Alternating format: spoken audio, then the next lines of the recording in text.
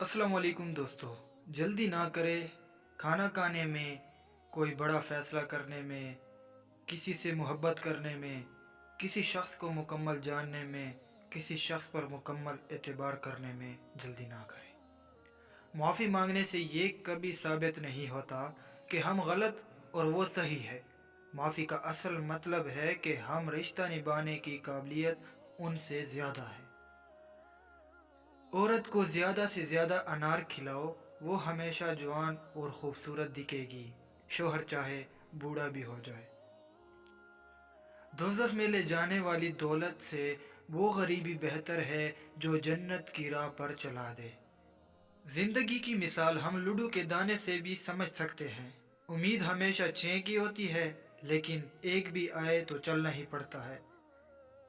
4 अजीम हस्तियां दुनिया में बहुत ज़्यादा रोई हैं। नंबर 1, हज़रत आदम अलैहिस्सलाम जन्नत से निकाले जाने पर। नंबर 2, हज़रत याकूब अलैहिस्सलाम अपने बेटे हज़रत यूसुफ अलैहिस्सलाम की जुदाई में। नंबर 3, हज़रत याहया खौफ खुदा में। नंबर 4, हज़रत मोहम्मद सल्लल्लाहु अलैहि वसल्लम अपनी उम्मत की फ़िक्र में।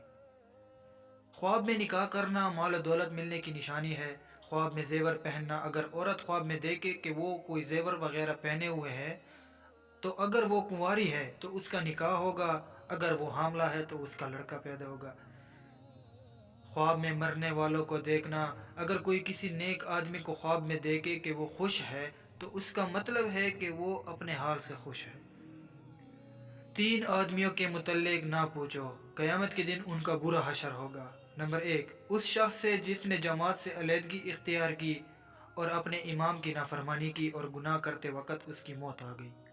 नंबर 2, वो गुलाम जो भाग गया फिर उसका इंतकाल उसी हालत फ़रार में हो गया।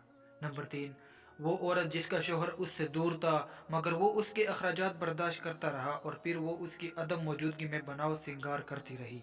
दोस्तों, ये थी हमारी आज की वीडियो। तो वीडियो को सबसे पहले लाइक, चैनल को सब्सक्राइब और साथ में बेल आइकन को ऑन ज़रूर कर दें। Thank you.